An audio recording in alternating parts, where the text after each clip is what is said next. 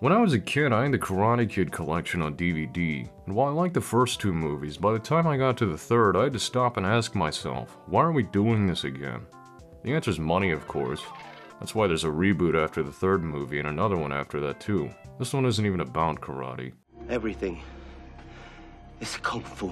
It's a lot less risky to dig up old intellectual properties and sell them to a new audience than it is to risk precious time and resources trying to market new ones. Recently, I made myself watch every single FLCL sequel in existence.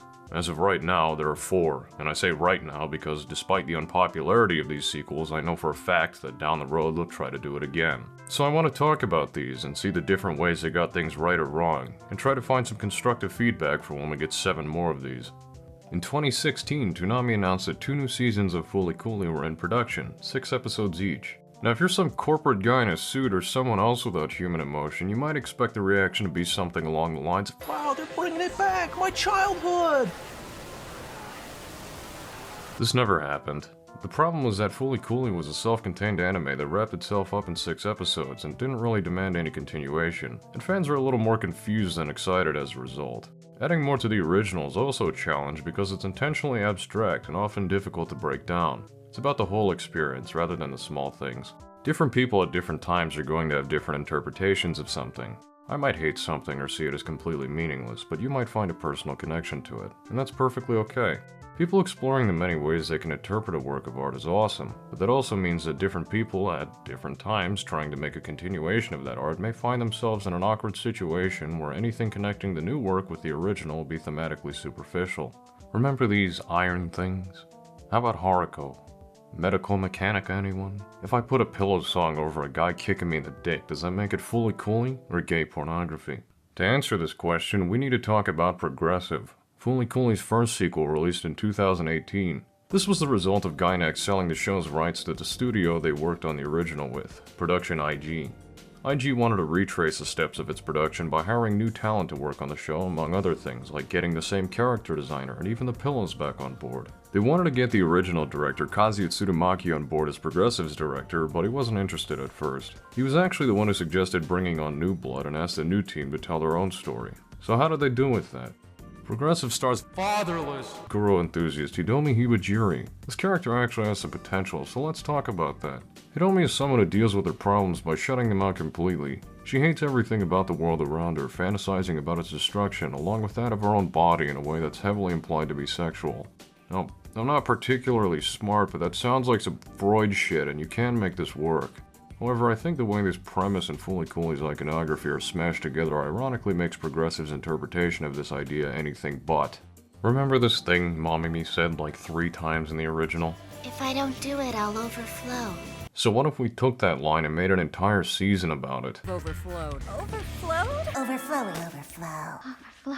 Overflow. Overflow. I'm about to blow. This is Progressive's story. There's a bunch of other nonsense to fluff it up and try to convince you otherwise, but this is it.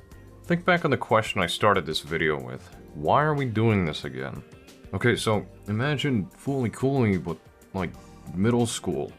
The plot we get here as a result is a mess of, guys, look out, their NO is overreacting, they're gonna overflow, and the pot, and the mochi, and the irons, and the birds, and the bees, and the sun, and the trees. Do you see where I'm going with this? Most of the things I just mentioned exist in the original FLCL, but they help to create something with substance. For example, the iron represented the suppression of free thought through a device that smooths out wrinkles. Wrinkles being the part of the brain that allows it to store more neurons. It's an early smooth brain joke. I'm not trying to pretend to be smart or anything, they tell you this in the original's finale. In Progressive, it's just a big bad metal thing. And that's not to say everything needs to have some super deep layered meaning to it. There are plenty of things in the original that exist just for the sake of fun or to be absurd, and there's nothing wrong with that. But when the main draw of your new season is to remind you that a better one exists, it leaves much to be desired. I think Haruko's inclusion best demonstrates this. When she's revealed at the end of the first episode, all the characters in the room are cheering like they all know who she is. Imagine being someone who's never seen the first season. What value does the scene add for you? Now imagine being someone who has seen it. What value does Haruko being here have for you after finding out her motives in the first season? In my opinion, Haruko worked best as a character when her motives were something unfamiliar. Once you figure it out though, everything she does from then on becomes incredibly repetitive and predictable. What you might want from a Fooly Cooly sequel is a deeper exploration of themes the first didn't have time to flesh out. Something akin to, how would all this chaotic bullshit affect someone maturing into adulthood? Which is kind of explored with Commander Amuro serving as an adult counterpoint in Aota, but doesn't yield too much due to its 6-episode length. I'm not saying it's necessary, and I honestly don't care to see Naota grow up and file his fucking 1040, but it's a better route than just rehashing everything and pretending it's something new. To give Progressive some credit, I did like the 5th episode because while the plot is still non-existent, I like this rougher line art style. It was a nice choice. The music is still top-notch too, and while it's more a merit of the pillows, some great song choices here help give a few scenes more impact. However, all of this is brought down by the reality that, at the end of the day, all that happens in this season is a bunch of middle schoolers finding out they have hormones and going to an amusement park. To top it off, the way the season ends is downright insulting, and their accidental acknowledgement of how little it matters is the cherry on top. What was the reason for doing all this? No reason for any of it. I feel like the team behind Progressive genuinely did care about making this a tribute to Fooly Cooly, but I felt they also got lost at some point. Looking at some of the behind-the-scenes interviews and concept arts show what could have been a more focused continuation of the series. Like, look at that, that's cool as shit, and I'd want to see more of that. Unfortunately though, what we ended up with was this. But wait, there was a whole ass other season released the same year. You'd think being in such proximity, all the problems from Progressive carry over here too, right? Well, not exactly. While it does suffer from some of the mistakes Progressive made, I'm now going to give you a very controversial opinion. I didn't hate Alternative. In fact, I ended up liking it more than Progressive. Well, I don't think it's amazing, I think it's okay, and I feel Progressive's bad aftertaste may have bled into Alternative a little too much. Alternative is about Kana Komoto and her friends figuring out what they want to do with their lives after high school. Right here is also a recipe for a good sequel. The end of high school and transition into adulthood can be a chaotic period, and Fooly Cooly's wacky little bullshit can work just fine in it. Alternative is also a little more restrained with its nostalgia bait compared to Progressive, and this is probably its strength. Don't get me wrong, there's still plenty of callbacks to OG Fooly Cooly. Haruko's still here for some reason, you still have your wacky robot fights, and the Iron Thing is still here. But the other callbacks tend to be a little more subtle. Less, wow, look at Thing, remember Thing? And more fitting into the plot. Take this moment about Kana not being able to handle spicy food, for example. It's a nice callback to the original, but it's also a great way to show Kana's lack of maturity in comparison to her friends. It tells us something about a character and still works even if you didn't get what it was referencing. There are some other clever moments in the season where they play with your expectations a bit too, and while there's still a lot of fully fluff, I respect the original parts of it. I also like the main cast for the most part, and there's a good amount of characterization despite the short run. There is one character involved in the story's main conflict that felt a little underwritten, but I'll get to that. So there were a few things that made me enjoy Alternative more than Progressive, but while I was watching Alternative, I kept thinking to myself that same question. Why are we doing this again? Haruko showing up to fight some robot that vaguely represents some adolescent struggle doesn't do anything here. Neither does Medical Mechanica, or irons, or even the pillows. These things come and go and at most serve as an excuse to interrupt the current scene and segue it into the next. That's not to say making this a standalone anime would fix everything. I can't say it's a good show but a bad Fooly Cooly sequel, because most of what remains if you strip Alternative of all the Fooly Cooly stuff would be mostly unfinished and in dire need of rewriting. For example, I didn't know that the story took place in a time when people could fly to Mars until there were 2 episodes left. Now this sounds insignificant, but it becomes a problem when you realize that the main conflict involves one of the friends fucking moving there. I get what they were trying to do. It sucks when friends move away, but there's not enough plot development to make it feel natural. Because it was more important that you see this. Why are you rapping? Let's get scratching. You got no life plan. Say you got.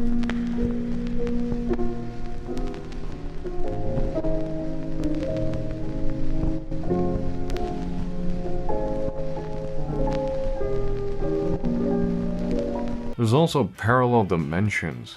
Did I mention parallel dimensions? It's fine if you didn't know that, because the idea shows up and fucks off in the last 5 minutes, it doesn't matter. The parts I did enjoy in Alternative felt like they came from a different show that was scrapped and later repurposed here. When the Fooly Cooly bits come flying in out of nowhere, it feels like I'm watching something completely different. I know it sounds fucked up to say that the only way to do a Fooly Cooly successor is to not make it Fooly Cooly, but at this point if Alternative cut all the NO Medical Mechanica shit and presented itself as an absurdist coming-of-age story or something like that, I think people would have enjoyed this a lot more. Honestly though, I'm not going to try to convince anyone to give this a shot based on what I think it could have been. If you really wanted Fooly Cooly in high school, I guess it's worth checking out. Otherwise, it's just kind of okay. The ending credits are nice, though. And for a while, this was it. This was Fooly Cooly. A lot of us thought that at the heat death of the universe, there would only be 2 Fooly Cooly sequels, with some fans going as far as denying the existence of any. And then it happened again. 2 more seasons. Only 3 episodes each this time. You gotta understand the reason any of these sequels exist, at least according to what Adult Swim told Polygon, is to draw traffic to streaming services. So it's money again, but to be a little fair, almost every studio production outside of Redline tries to at least make some money. Grunge exists. I'm not a marketing expert, but it doesn't take one to know that first impressions are crucial. So tell me, how do you think everyone reacted to this? Like the last few seasons, production was split between IG and a smaller studio, this being Mont Blanc Pictures. As I said earlier, I'm all for giving new people industry experience, but at this point it feels more like Adult Swim is using this as an excuse to cheap out on production costs. Grunge starts with a typical melancholic rant about all the usual shit. You've heard this before. Buh, no one has any hope. Buh, everything sucks. Oh, by erectile dysfunction. But enough of this. I want to address the elephant in the room. This animation is killing me. Look, it's not an issue with using CG itself, even though the models here aren't that appealing. They look like something you'd watch before you're old enough to go to kindergarten. Only there's sexual innuendo in this, so visually I'm getting mixed signals. I'm not an animator, so I'm not knowledgeable enough to give a valid critique of animation techniques. I don't feel like pointing at a scene with only lip movement and putting it next to fucking Spider-Verse. But with that said, I've played with video editing software long enough to know what keyframe interpolation is, and I know it when I see bad usage of it. I'll try to explain it real quick in case you don't know. Keyframes in animation are, well, keyframes that show an animator the most important positions of objects and how we want those objects animated. Think of it like this. I want this shape to go from here to here in 1 second. These 2 positions are keyframes, and if I were an animator, I would be manually animating everything in between. Keyframe interpolation is when I tell a computer to generate all these frames instead. You may have heard this called tweening before, referring to all the in-between frames being computer generated. I want to add that there's nothing wrong with using this technique. It's pretty common in digital animation, and while it can be used to save time, it can also be used as a deliberate stylistic choice. It's not just an animate everything for free button, and I want to make it very clear that I'm not trying to call this lazy animation. This is a small and young studio working on a shoestring budget, and I'm more than certain they worked their asses off with what they had. So yeah, while Grunge doesn't look amazing, I think this is more a symptom of its low production costs. But enough about how things look, let's get to everything else. As I've said earlier, we're running on 3 episodes now as opposed to the already short 6, so we have a lot less to work with. These episodes follow the different perspectives of 3 characters over the same general time frame. One of these characters is the Thing from Fantastic Four. There are a few other characters, and I don't care about them. I've already spoken about my thoughts on Haruko returning in the sequels, Amuro is back for no reason at all, and the best character development in Grunge was watching the Senator change into a dead guy. The reason I decided not to go deep into the plots of these sequels, especially here, is because it's the least interesting thing to talk about. The 3 episodes are structured in a non-linear fashion, and while they could be pretty interesting, it's mostly flashbacks to tell you about the characters before they retread the same plotline you just saw. It's just not really that interesting. I'm trying to find stuff to be nice about at this point. I sort of liked what they were trying with the rock guys despite their out-of-place designs, but everything here just feels a little undercooked. And there really isn't enough non-formulaic stuff going on to warrant your attention. The redone Fooly Cooly parts are some of the worst in the series. There's not any purpose behind anything anymore, and while I feel like the narrative structure was a little interesting, it wasn't something you could pull off with 3 25-minute episodes. Ultimately, Grunge doesn't add anything to Fooly Cooly. If you were thinking, well, at least we'll get new music from the Pillows, I've got some bad news. It's all the same songs you've heard before, this time without any of the impact that made these songs memorable. I didn't mention this in the earlier seasons because I wanted to tackle it all here. The overuse of music by the Pillows is frustrating. I don't want to hear their music in these sequels, not because I hate the Pillows, fuck no, they're one of my favorite bands of all time. It's because I don't want to see their work being reduced to fucking background elevator music. I think the use of the song Last Dinosaur is a great example of this. You hear this song over and over and over and over and over, sometimes even twice a season. And it takes all that climactic energy the song had and burns it for cheap fan service. It no longer has that explosive and cathartic feeling it had in Fooly Cooly's finale. Now it's just the obligatory final episode song. Watching this felt like punishment for putting up with Progressive and Alternative. And right here I was about done with Fooly Cooly. But then something nice happened. Check it out. Rather refreshing. Now today's topic. The creation of suicide bombers and mass shooters. With Shoegaze, I was worried that my lowered expectations would make this seem like a fucking 10 out of 10 masterpiece simply because it's not grunge. So I gave it a watch, and then I waited for a bit. I watched some other stuff, and then once I came back, I liked it. Shoegaze is a really strange thing to exist. It's a direct sequel to Alternative, which is already a loose sequel of the original Fooly Cooly, so you have to watch Alternative for this one, which may lessen its value for you. Shoegaze is also 3 episodes, but it's writing off of Alternative's established plot, so there's not much new exposition to dump on you here. This guy sees ghosts, which he believes come from a strange tower, so his reasonable course of action is to partner up with the local schizophrenic, buy a shit ton of fertilizer, and blow it up. It's a pretty cool premise, I was on board with this. The main character himself is a little boring, but Harumi's a fun addition.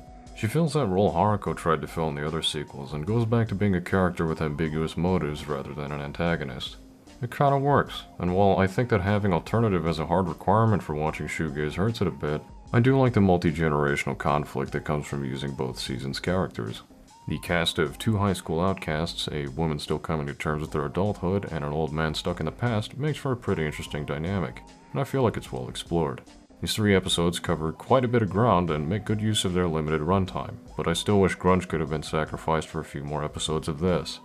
The ending feels a little rushed, and it left me wondering whether or not there was more planned here that could have made the final cut. You might think I'm a total hypocrite for saying this, but I did like how they handled fitting Fooly Cooly stuff into the narrative.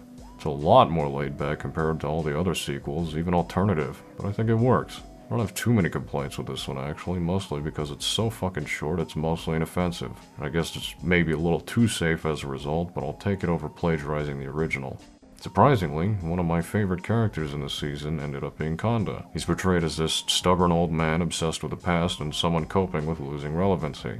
For example, he constantly blames everything on Medical Mechanica despite not having any proof of it, and by the time it finishes, the writers are basically like, "No, you fucking idiot." So I think it's pretty good. It's not going to make you shit your heart out or change your life, but it's a solid entry and it's worth your time if you already watched Alternative. So where do we go from here? You probably guessed it, the answer is nowhere. Whatever target audience you would have had for another Fooly Cooly sequel has mostly moved on and lost interest by now. So the question still stands, why are we doing this again? There's an interesting tweet from Toonami co-creator and overall cool guy Jason DeMarco where he mentions that grunge and shoegaze were considered successes by Adult Swim, but they weren't going to make anymore. So we're done for now. That doesn't mean a different company won't pick it up in the future. So if some studio exec plans the inevitable Netflix live adaptation or Ava-styled reboot, I'd like to give a little bit of advice. Not as a big YouTube man, trust me, I have like 5 subscribers. You could be one of them if you hit that subscribe button. But as someone who's going to be part of its audience.